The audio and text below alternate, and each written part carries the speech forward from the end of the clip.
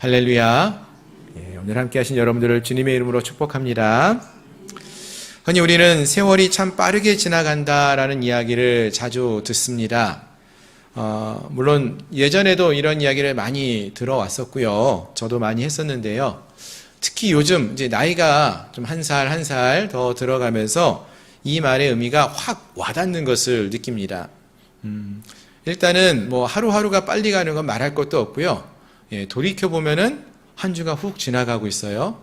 오늘 주일 예배를 마치고 월요일이구나 했는데 또 돌이켜보니까 또 주일이 되었어요.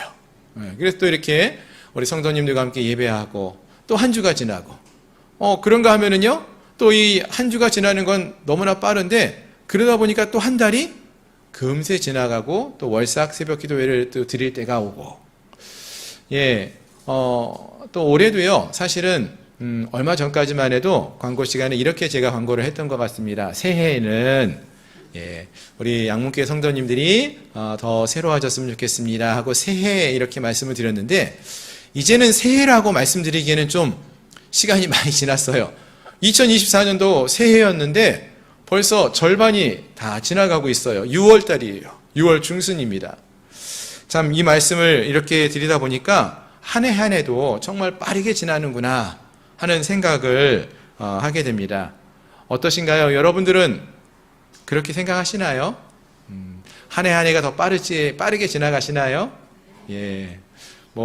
저보다 연세가 많으신 우리 권사님들도 계시고 집사님들 계시는데 아마 더 많이 그렇게 느끼지 않을까 생각을 합니다. 사실 우리가 이제 해마다 이제 한 해 한 해 이렇게 보내다 보면은요, 이제 연말이 되면은 어떤 생각을 갖습니까? 한 해를 둘러보면서 올 한 해도 참 잘 보냈구나 하는 이러한 결산을 내리기보다는 아이고 올해도 좀 아쉬웠다 이런 결론을 내릴 때가 많이 있습니다. 그러면서 속으로 올해는 좀 더 열심히 운동을 할 걸, 처음보다 좀 신앙을 좀 열심히 뜨겁게 신앙생활을 할 걸, 아니면은 좀 더 누구누구를 사랑할 걸 하면서 껄껄껄 하면서 이 한 해를 또 마치게 될 때가 많지 않았나 하는 생각을 해봅니다. 어떠신가요? 여러분들 연말 되면은 꼭 껄껄껄 그러셨죠? 올해는 어떠실 거예요? 올해도 그럴걸? 그러시나요? 바라는 거는요, 우리가 올해만큼은 껄껄 거리지 마시고, 아직 우리에게는 6개월이 지났지만 6개월이 남아있지 않습니까? 정말로 후회하지 않는, 특별히 우리가 다른 부분보다도 하나님을 예배하고 우리의 믿음을 좀 더 뜨겁게 신앙생활하며 나가는 그런 모습들, 올 연초에 우리가 하나님 앞에 또 품었던 또 기도의 제목들, 다짐들 있지 않습니까? 그런 것들을 아직 늦지 않았습니다. 정말 후회 없이 이 한 해를 보냈다 하며 감사의 고백을 하며 보낼 수 있도록 이 남은 또 절반의 시간을 은혜롭게 또 후회 없이 믿음의 삶을 살아낼 수 있는 우리 모든 성도님들이 되시기를 주님의 이름으로 축원합니다. 아멘. 이제 오늘 본문의 말씀을 함께 살펴보겠습니다. 오늘 우리가 함께 살펴보기 원하는 말씀은 오랜만에 우리가 느헤미야서의 말씀을 다시 한번 살펴보려고 합니다. 저희가 작년부터 주일 예배 때에도 또는 수요 예배 때에도 간혹 이 느헤미야 말씀을 계속해서 우리가 살펴보아 왔었는데요. 오늘은 이 느헤미야서의 가장 마지막 장의 말씀입니다. 13장의 말씀인데요. 참 우리가 느헤미야서 말씀을 지금까지 쭉 살펴보셨는데요. 어떤 내용들을 우리가 보면서 은혜를 나누셨나요? 참 많은 어려움도 있었고 또 난관도 있었지만 정말로 성공적으로 이들이 그 예루살렘의 성벽을 재건하고요. 또 믿음을 세워가는 이러한 느헤미야와 그 백성들의 모습들을 통해서 우리가 참 많은 은혜를 나눌 수 있었던 것이 바로 이 느헤미야서의 말씀이 아니었나 이렇게 생각을 해봅니다. 특히 느헤미야서 6장에서 그토록 바라던 예루살렘 성벽을 완공하는 이야기도 살펴보았죠. 그리고 또 느헤미야서 12장에 와서는요, 성벽 재건을 완공하고 나서 이 마지막을 알리는 성벽의 낙성식을 거행하는 그런 예배를 드리는 모습도 12장에서 살펴보았습니다. 그러면은 사실은 느헤미야서에서 다룰 수 있는 내용들은 다 다룬 거예요. 다 끝난 것입니다.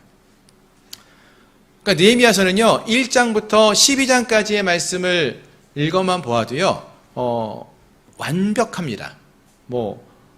더 이상 군더더기가 없이 모든 책이 잘 맞춰졌다라고 하면서 읽을 수가 있습니다. 그런데 성경을 읽어보니까 느헤미야서는 12장까지가 아니라 13장이 한 장도 있다라는 것이죠. 무슨 말을 하는 것일까요? 무엇인가 이 느헤미야서 13장에서 우리에게 전해줄 메시지가 있다는 것을 말해주는 것입니다. 그럼 우리에게 어떤 말씀을 전해주기 위해서 이 13장이 기록된 것일까요? 오늘 이 시간에는 이제 그 내용을 좀 우리가 함께 살펴보면서 은혜를 나누고자 합니다.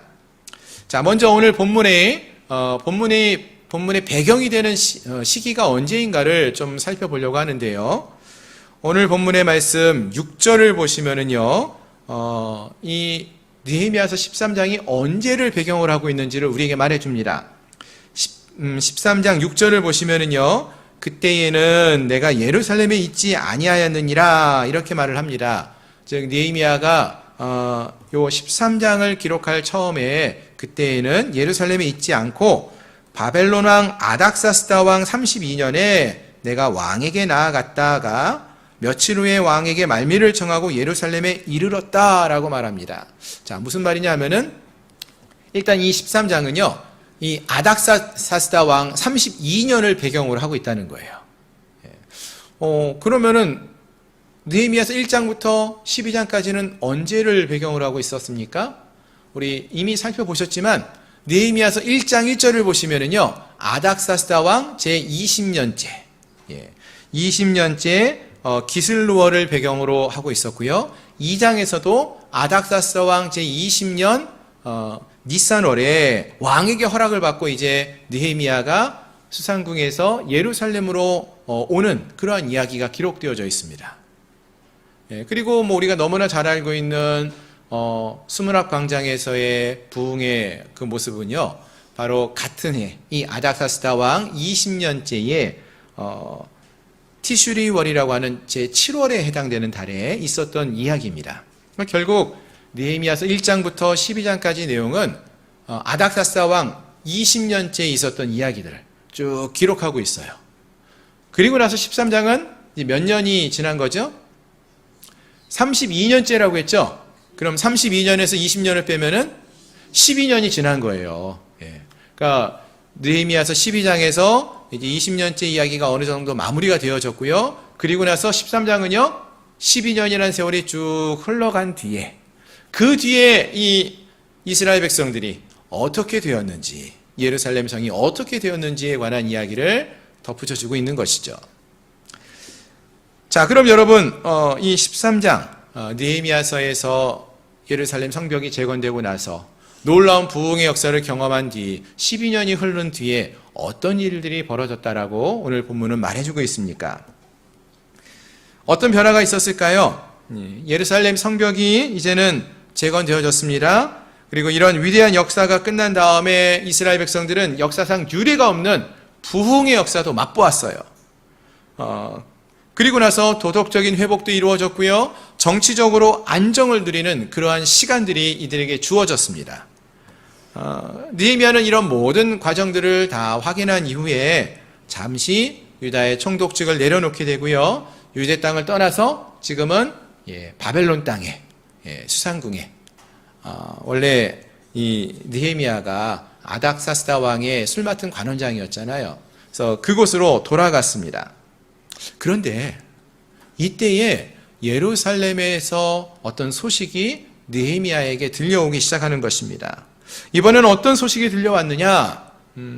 이들 이스라엘 백성들이요, 이제는 좀 안정적이고 살만해지지 않았습니까? 그렇게 되었는데 이렇게 여유로운 삶을 살게 되면서 백성들의 마음이 해이해지고요, 하나님으로부터 멀어져 갔다라는 소식을 듣게 된 것입니다. 하나님으로부터 멀어지면서 어떤 일이 벌어질까요? 하나님으로부터 멀어지면은요, 제일 먼저 하나님을 만나는 장소, 성전에 대한 생각이 바뀌어집니다. 하나님을 만나는 장소인 성전에 대해서 이들이 그전에는 너무나 중요한 장소였는데 이들의 삶 속에서 성전이 중요하지 않은 장소로 변하기 시작합니다. 예배하는 장소에서 예배하지 않는다는 것이죠. 하나의 종교 행사로 남게 되는 그러한 모습이 주어집니다. 바로 놀라운 번영의 시간, 안정적인 삶을 살게 되면서 이스라엘 백성들에게 또 다른 위기가 찾아왔음을 보여주고 있는 것입니다. 이런 소식을 이제 메데바사에 있었던 느헤미야가 듣게 되어졌습니다. 그럼 이 이야기를 듣게 되면서 느헤미야 마음이 어떠했을까요? 제가 한번 생각을 해봤어요. 제가 어떤 이야기를 들을 때 정말 기쁘고 목회자로서 제가 어떤 이야기를 들을 때 가장 가슴이 아픈가 생각을 해보니까요. 제가 이전에 사역을 했던 교회들도 있었고 부교역자로 사역했던 지역도 많이 있는데 그때마다 이제 시간이 흐르고 나서 한 번씩 이야기를 듣지 않습니까? 정말로 기쁠 때는요. 제가 복음을 전하고 말씀을 가르쳤던 분들이 정말로 지금은 너무나 훌륭한 믿음의 사람들로 성장하고 있다. 이런 얘기를 들으면은 정말 마음이 기뻐요.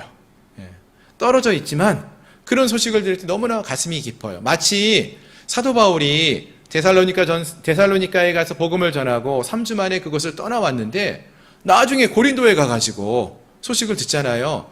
데살로니카 교회가 너무나 잘 성장하고 있습니다. 이런 얘기를 들었을 때 바울의 가슴이 너무나 기쁘고 감사했지 않습니까? 그럴 때 저는 정말 기뻤어요. 근데 반대로 제가 청년 때 가르쳤던 청년들이 또는 학생들이 지금은 하나님을 믿는 신앙을 떠나버렸다라는 이야기를 들을 때가 있어요.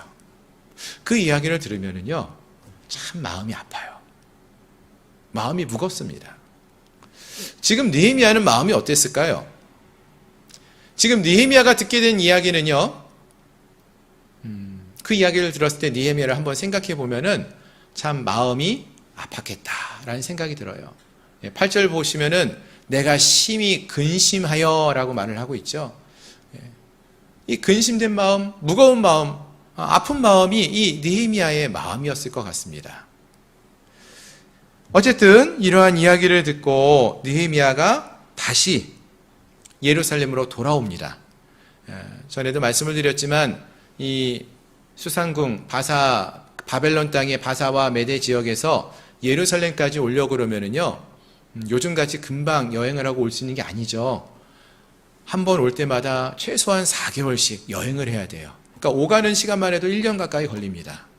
근데 다시 와요. 다시 와서 이 느헤미야가 어떤 일을 행합니까? 예루살렘에 돌아와서 예루살렘에 이른 이 느헤미야가 다시 그 땅을, 그 공동체를 개혁하기 시작한다는 것입니다. 믿음을 다시 회복시키고 있습니다. 첫 번째 개혁의 모습을 보니까요, 예루살렘에 돌아온 이 느헤미야가 처음으로 개혁하는 영역은 바로 예배와 관련된 부분이었습니다. 성전을 정결케 하는 일이었습니다. 오늘 본문의 4절 이하의 말씀을 보시면은 도비야라는 사람이 나타납니다. 여러분, 도비야 혹시 들어보셨나요? 느헤미야서 이야기를 우리가 말씀을 살펴보셨는데요. 느헤미야서 곳곳에 한 번씩 등장하는 인물이 있는데 그 중에 한 명이 도비야라는 인물이 있어요. 이 도비야가 처음에 어디서 등장했었느냐? 사실 느헤미야와 그의 백성들이 처음에 예루살렘에 와가지고 무너진 성벽을 보고 성벽을 재건했을 때, 성벽을 재건하는 모습을 보면서 이 느헤미야와 이스라엘 백성들이 성벽 재건하는 것을 방해하는데 앞장섰던 사람이 이 도비야였습니다. 즉 12년 전에 예루살렘 성벽 건축을 방해하는데 앞장섰던 사람이 바로 이 도비야였는데 12년이 지났어요. 12년이 지나고 나서 보니까 이 도비야가 지금 이 예루살렘 성에서 가장 중요한 위치에, 즉 성전 안에 도비야를 위한 큰 방이 준비되어 있었다라는 거예요. 여러분, 언뜻 이 상황이 어떤 상황인지 아시겠습니까? 5절 말씀을 한번 보시겠습니까? 5절. 도비아를 위하여 한 큰 방을 만들었으니 그 방은 원래 소재물과 유향과 그릇과 또 레위 사람들과 노래하는 자들과 문지기들에게 11조로 주는 곡물과 새 포도주와 기름과 또 제사장들에게 주는 거제물을 두는 곳이라, 이렇게 말합니다. 그러니까 하나님께 드려진 그 제물들, 소제물과 유향과 이런 그릇들을 보관하는 장소, 또 레위 사람들과 노래하는 자들, 문지기들을 위해서 사용되어져야 할 11조로 주어진 곡물과 포도주와 기름들, 그리고 제사장들에게 주어져야 하는 거제물들을 두는 곳인데, 그 곳이 바뀌어져 가지고 누구의 방이 되었어요? 도비아의 방이 되었다는 것입니다. 이게 쉽게 설명하면, 이렇게 설명하면 우리의 마음이 확 와닿습니다. 우리나라 일제시대 때 있죠. 일제시대 때 일본 순사 또는 일본 앞잡이로 일했던 그런 조선 사람들이 있었습니다. 근데 그런 사람들이요, 해방이 되었어요.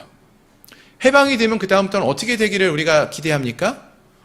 일본 사람들의 앞잡이였던 사람들이 오히려 패망을 하고, 이제는 독립운동을 했던 정말로 그런 독립운동의 후손들이 승승장구해야 된다, 이런 생각을 하는데, 어떻게 된 거예요?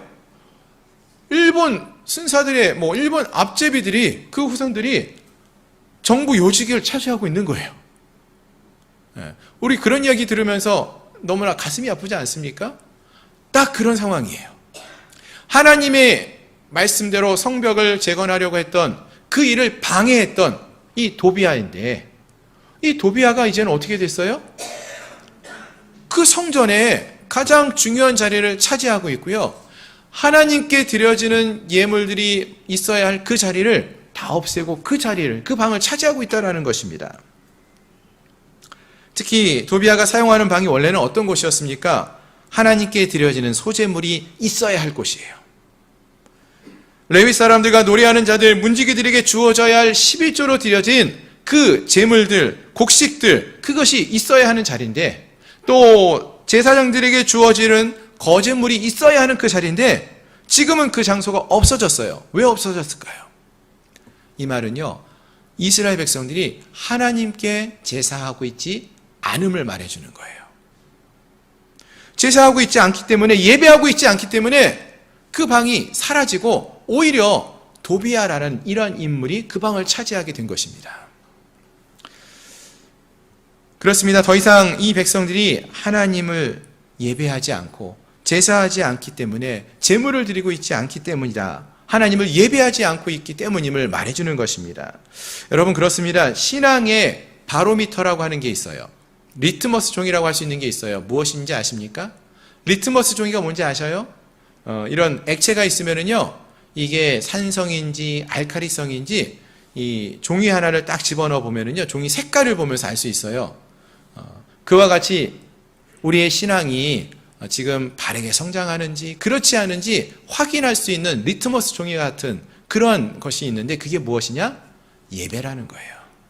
우리가 하나님 앞에 나와 예배하는지, 어떻게 예배하고 있는지 그 모습을 본다면은 우리의 신앙이 지금 잘 성장하고 있구나, 아니면 그렇지 않구나, 우리가 그것을 잘 보여주는 그러한 것이 될 수 있다라는 것입니다. 오늘 본문에서 보면은, 그런데 이 이스라엘 백성들이 하나님께 예배하고 있지 않음을 보여주고 있는 것이죠. 하나님께 드려진 소제물이 있어야 할 곳에 그 방이 없어졌어요. 소제물이 없다는 거죠.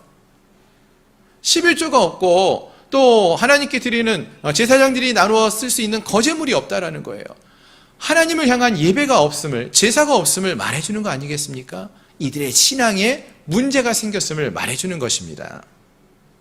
또 15절 이하에서 보시면은요, 여기서는 이제 우리가 함께 읽지는 않았지만 어떤 내용이 나오는가 하면은 안식일을 범하는 죄에 대해서 지적하고 있습니다. 15절 이하 말씀을 보시면은요, 유다에서 어떤 사람은 안식일에 술틀을 밟고 곡식단을 나귀에 실어 운반하며 포도주와 포도와 무화과와 여러 가지 짐을 지고 안식일에 예루살렘에 들어와서 음식물을 팔기로 그날에 내가 경계하였고, 또 17절 내가 유다의 모든 귀인들을 꾸짖어 그들에게 이르기를 너희가 어찌 이 악을 행하여 안식일을 범하였느냐 이렇게 말하고 있습니다. 여러분 안식일이 그럼 어떤 날입니까? 안식일은요 출애굽기 31장 16절 이하에서 보시면은 이렇게 말합니다. 나 여호와가 엿새 동안에 천지를 창조하고 제7일에 쉬어 평안하였음이니라 이렇게 말씀하십니다. 무슨 말인가 하면은 안식일을 지킨다는 것은요 우리 하나님이 온 천하 만물을 창조하신 창조주 하나님이심을 인정합니다.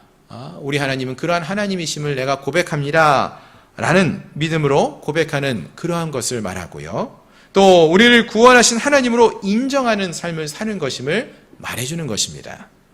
그런데 지금 사람들이 이 안식일을 지키지 않아요. 이 말은 하나님이 온 땅의 창조주이시며 또 우리의 삶의 주인 되신다는 것을 인정하지 않는다는 거예요. 내가 열심히 해서 먹고 살면 되는 거야 라는 거예요. 하나님의 은혜로 우리가 살아온 것이 아니라 내가 열심히 해서 살아온 거야. 하나님이 은혜로 이 예루살렘 성벽이 재건된 것이 아니라 우리가 운이 좋아서 우리가 열심히 성벽 지었잖아. 우리가 지은 거야 라고 생각하고 생활한다는 것입니다. 그래서 이들이 안식일을 지키지 않는다는 것은 창조주이신 하나님을 예비하지 않는 것이고요. 그저 자기가 원하는 대로의 삶을 살아가는 것임을 말하고 있습니다. 자기의 유익을 위해서 하나님이 하지 말라고 하신 일들도 서슴지 않고 행하는 그러한 모습을 보이는 것입니다. 그래서 느헤미야는 이러한 잘못을 지적하면서 안식일을 거룩하게 지키라고 말하고 있는 것입니다. 자, 한 가지 더 오늘 본문에서 다루고 있는 내용을 보시면은요, 23절 이하를 보시면은 여기서는요, 느헤미야가 이방인들과의 결혼을 책망하는 모습을 볼 수 있어요. 그러니까 이방인들과 외국인들과 결혼하는 것을 책망하고 있어요. 일단 우리가 오해하지 마셔야 되는 게 이 말이 단지 외국 사람과 결혼하는 것은 안 된다. 하나님이 그것을 금하셨다라고 말하는 것은 아닙니다. 오해하지 마셔야 되는데요. 왜냐하면은요, 성경을 보시면은요, 다윗이라는 위대한 하나님의 사람이 있었죠. 이 다윗의 증조모가 누군지 아십니까? 룻이에요. 룻기의 주인공 룻이에요. 근데 이 룻은요, 정말로 하나님을 열심히 섬겼던 하나님 중심의 믿음의 삶을 살았던 믿음의 사람이에요. 근데 이 룻은요, 원래 모압 여인이었어요. 근데 그 여인이 다윗 왕의 조상이 되지 않습니까? 또 예수님의 족보에 이름을 올리는 여인이 됩니다. 무슨 말이냐 하면은요, 결국 이 말을 우리가 종합해서 본다면은, 이 말씀이 단지 무조건 외국 사람들과 이방인들과 결혼을 금하는 것은 아니라는 것을 알 수 있어요. 그러면 이 말씀이 무엇을 가르쳐 주기 위한 말씀일까요? 우리 23절, 24절 말씀을 좀 보시면 좋겠는데요. 본문 23절, 24절을 보시면 이렇게 말합니다. 그때에 내가 또 본즉 유다 사람이 아스돗과 암몬과 모압 여인을 맞아 아내로 삼았는데 그들의 자녀가 아스돗 방언을 절반쯤은 하여도 유다 방언은 못하니 그 하는 말이 각 족속의 방언이므로 내가 그들을 책망하고 저주하고 때렸다라고 이렇게 말씀하고 있습니다. 자, 여기서 중요한 것은요, 이방인들과 결혼을 했더니 그 자녀들이 어떻게 되었습니까? 아스돗 사람하고 결혼해서 보니까 아스돗 방언은 말하고 있어요. 절반쯤, 다른 나라 말은 절반쯤 조금씩 하는데 유다인들의 말, 히브리인의 말은 하지 못하고 있다는 거예요. 무엇을 말하느냐 하면은요, 이 이방인들의 족속의 말을 한다는 것은 말만 하는 게 아니라 그들의 문화를 따라 배워 살아가고 있다는 거예요. 그런데 히브리 말을 하지 못하며 히브리 문화를 배우지 못하고 하나님의 말씀이 기록된 이 히브리 말씀을 읽지 못하고 있기 때문에 하나님에 대해서는 알아가지 못하고 있음을 말한다는 것입니다. 하나님 말씀을 배우지 못하고 다른 이방 나라의 문물과 가르침에 빠져 사는 그 모습, 그것을 잘못했다라고 말하고 지적하고 있다라는 것입니다. 가끔 우리가 믿지 않는 가정을 이루고 가는 모습을 보는데요. 그런 배우자와 결혼을 하게 되면은요, 제일 좋은 거는 그 가정이 전도가 되고 믿음으로 하나 되는 가정이 되면 너무 좋죠. 근데 가끔은 어떤 일이 벌어집니까? 믿던 남편이나 아내마저도 함께 신앙을 갖는 것이 아니라 신앙을 잃어버리게 되는 때가 있죠. 믿음 없는 배우자를 따라서 세상의 방식대로 삶을 살아가고 그 가정이 점차 신앙을 잃어가는 모습을 보게 되는데, 이러한 모습을 조심하여야 한다라고 말하는 것입니다. 그 단적인 예가 이제 오늘 본문에서 보시면은 26절, 28절에서 나오고 있어요. 26절 말씀을 보시면은 솔로몬이 이방 여인들과 결혼을 하여서 범죄케 되었다라고 말씀합니다. 이방 여인들과 솔로몬이 많이 결혼하지 않았습니까? 그 결과 솔로몬이 처음에는 하나님 앞에 1000번제를 드리고 예배했던 그러한 지혜로운 왕이었는데, 이후에 많은 이방 여인과 결혼하여서 이방의 여인들이 섬겼던 우상을 함께 섬기는 정말로 그런 죄를 범하는 왕이 되어버렸습니다. 또 28절에서도 보시면은요, 대제사장 엘리야십의 손자 요야다의 아들 하나가 호른 사람 산발랏의 사위가 되었으므로 느헤미야가 그를 쫓아내었다라고 말하고 있습니다. 왜냐하면은 그들이 제사장의 직분을 더럽히고 레위 사람에 대한 언약을 어겼기 때문이라고 했어요. 이것도 동일하게 그 믿음을 잃어버리는 상황을 언급해주고 있는 것이죠.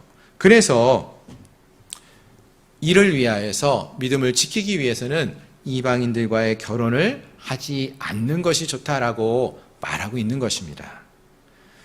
즉 이 말은 믿음을 지키라는 것이죠. 오히려 더 담대하게 우리가 복음을 전하고 복음을 가리킬 수 있어야 함을 말해주는 것입니다. 그렇습니다. 결국 오늘 본문에서 느헤미야는요, 앞서 느헤미야 8장, 9장을 거치면서 부흥을 경험하고 신앙의 부흥을 경험하고 또 하나님과의 언약을 갱신하면서 신앙이 성숙해 되어져 갔던 이 이스라엘 백성들이 어느 한순간 그 믿음의 열정을 잃어버린 채 다시 세상을 향해서 삶을 살아가는 그러한 모습을 보면서 저들이 다시 하나님의 백성답게 회복된 삶을 살도록 명하고 있는 것입니다. 그게 오늘 이 13장에서 주는 그러한 말씀이라는 것입니다.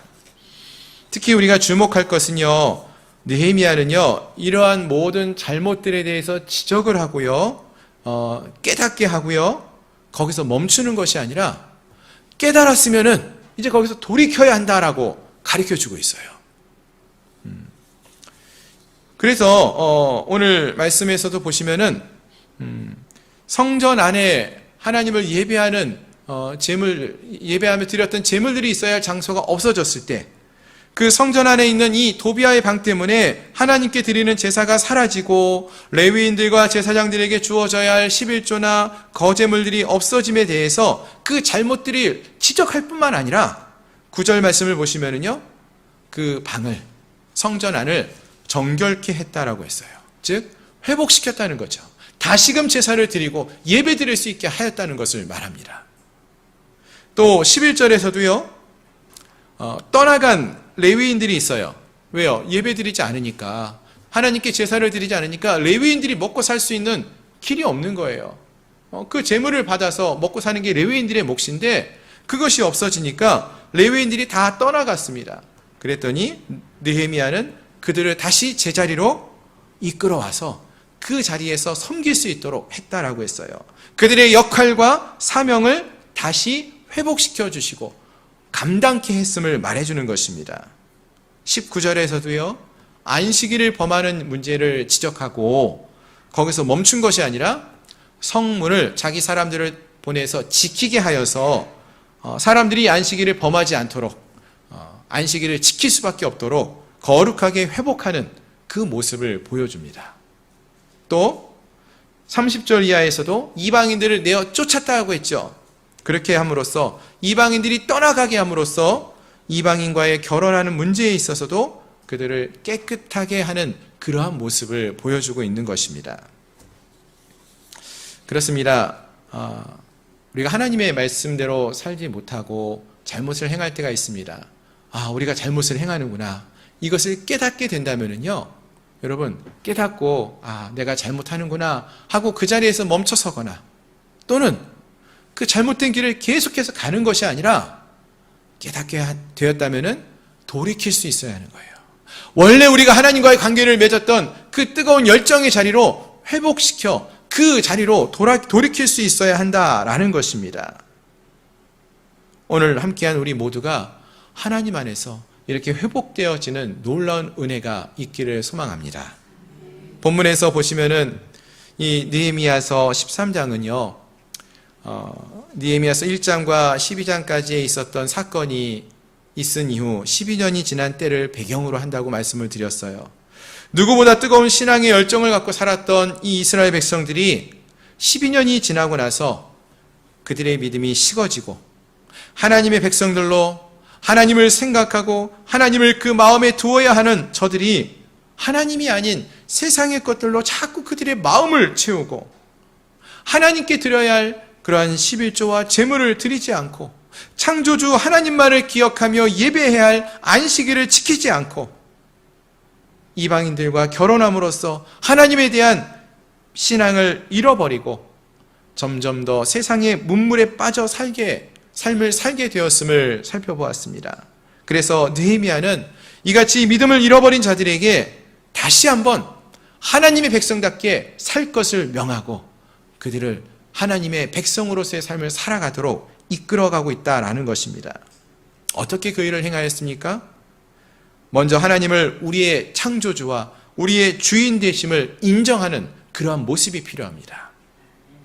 하나님만을 예배하는 예배의 회복이 우선적으로 필요하다는 것입니다. 느헤미야서에서 보시면은요, 느헤미야가 제일 강조하는 것 중에 하나가 예배의 회복이에요.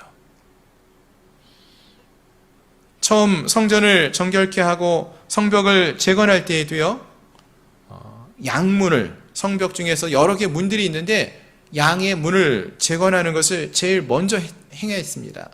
무슨 말인가 하면은 하나님께 제사하기 위하여 이끌고 들어가는 제물 양을 이끌고 가는 그 문을 회복시킴으로써 예배가 가장 중요한 것임을 강조해주고 있었고요. 그리고 오늘 이 본문 속에서도 먼저 성전을 정결케 함으로써 하나님을 예배하는 것을 회복할 수 있어야 함을 강조해서 말씀해주고 있다는 것입니다.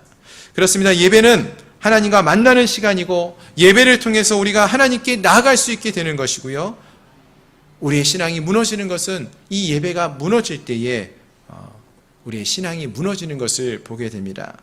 따라서 바라는 것은 함께한 우리 모두가 하나님과의 관계 속에서 예배를 회복함을 통하여 하나님과 우리와의 관계가 다시금 회복되어지는 그러한 은혜가 있기를 소망합니다. 하나님의 말씀을 가까이 하시고 하나님이 늘 우리의 주가 되심을 인정하며 고백하며 나아갈 수 있는 저희 모두가 될 수 있기를 소망합니다. 아멘. 사실 오늘 이 말씀을 준비하면서 저는 이 말씀이 좀 마음에 많이 와닿았어요. 느헤미야서 1장부터 12장까지 정말 뜨거운 열정을 갖고 살았던 이스라엘 백성들의 삶이 13장으로 기준으로 했을 땐 12년 전의 모습이라고 했는데 오늘 우리의 모습은 어떠할까라는 생각을 하면서요, 제가 12년 전에는 어떤 모습으로 있었지 하는 질문을 던져보게 되었습니다. 12년 전에 나의 모습과 지금 나의 모습을 비교해 보면은 어떤 변화가 있는가? 물론 12년 전보다 제 믿음이 좀 더 나아졌다면은 너무나 기쁘고 감사한 일입니다. 근데 여러분들 여러분의 삶을 한번 돌아보십시오. 12년 전에 여러분들의 그 믿음의 삶의 모습과 지금 오늘 여러분들의 지금의 믿음의 삶의 모습 어떠하신 것 같습니까?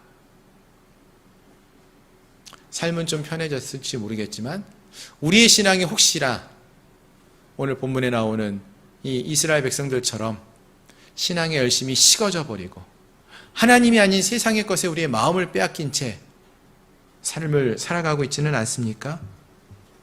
자꾸 세상의 것과 타협하면서 세상의 즐거움으로 우리의 마음을 채워가면서 삶을 살아가고 있지는 않느냐라는 것입니다.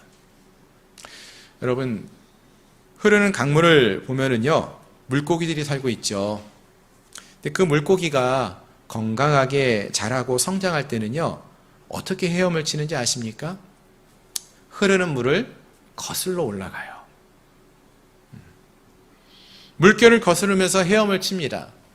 그런데 그렇지 못한 물고기, 힘을 잃고 죽어가는 물고기는 그 물결에 휩싸여서 쓸려갑니다. 죽은 물고기죠. 바라는 것은 오늘 우리가 이 세상을 살아갈 때에 이 세상에 휩쓸려 살아가는 자들이 아니라 하나님의 말씀을 붙들고 하나님과 함께 이 세상을 거슬러 올라가는, 하나님의 말씀대로 살며 하나님만을 의지하며 살아갈 수 있는 그러한 우리 모든 성도님들이 될 수 있기를 소망합니다. 하나님이 허락해 주신 그 은혜들을 우리가 잊지 말고 내가 이것을 이룬 것이냐 살아가는 것이 아니라, 세상의 방식대로 세상을 의지하며 살아가는 것이 아니라 하나님을 기억하고 하나님을 기쁘시게 하는 믿음의 삶을 살아가는 저희 모든 성도들이 될 수 있기를 소망합니다. 말씀을 정리하겠습니다. 오늘 설교의 제목을 보면은요, 느헤미야의 개혁이라고 했어요. 주보를 보시고 여러분 혹시 오타가 났구나 하고 생각하신 분들이 계실지 모르겠어요. 오타가 아니에요. 오타는 아니고요. 원래 개혁을 한다 했을 때 개혁은 글자가 한글이 어떻게 되죠? 아이죠. 아이 개혁이죠. 근데 제가 개혁, 여의 개혁이라고 한번 써봤어요. 무슨 말이냐 하면은요, 개혁은요, 한번 딱 이루어지고 나서 끝나고 다시 이전의 삶으로 돌아가는 것은 진정한 개혁이 아니라는 생각을 합니다. 우리가 신앙의 삶을 살아갈 때에 우리에게 필요한 것은 옛날에 12년 전에 10년 전에 나 어렸을 때 나 젊었을 때에 정말로 내가 열심히 하나님을 섬기고 하나님을 만났었는데 그때 내 믿음이 뜨거웠었는데 그것만을 추억하고 지금 우리의 삶은 세상 사람들과 똑같이 걱정과 근심으로 세상의 즐거움을 추구하며 삶을 살아가는 그러한 모습이 아니라 계속 날마다 매일의 삶 속에서 하나님을 생각하고 하나님의 은혜로 우리의 삶을 채워가는 모습, 하나님의 말씀으로 우리를 날마다 새롭게 하는 계속되는 개혁의 모습이, 믿음의 개혁의 모습이 필요하다라는 생각이 듭니다. 그래서 느헤미야의 개혁은요, 12년 전에만 하고 멈춘 것이 아니라 매일의 삶 속에서 또 어떠한 문제가 생겼을 때 계속적으로 하나님의 말씀으로 살려고 하는 개혁을 이루어 나가는 그러한 모습을 보였다라고 해서 느헤미야의 개혁이라고 제목을 줘봤어요. 그리고 바라는 것이 있다면은 우리 사랑하는 양문교회 성도님들의 삶 속에서도 이 느헤미야의 개혁처럼 매일의 삶을 새롭게 하고 매일의 삶 속에서 내가 하나님 없이는 살 수 없다는 것을 기억하고 경험하고 그 말씀을 붙들고 삶을 살아갈 수 있는 그러한 우리 모두가 될 수 있기를 소망합니다. 특별히 우리의 마음의 성전에 오직 예수 그리스도만이 채워질 수 있는 그러한 예배의 개혁이 우리 모든 성도님들의 삶 속에 넘쳐날 수 있기를 소망합니다. 이 은혜가 함께한 우리 모두에게 넘쳐날 수 있기를 소망합니다. 기도하겠습니다.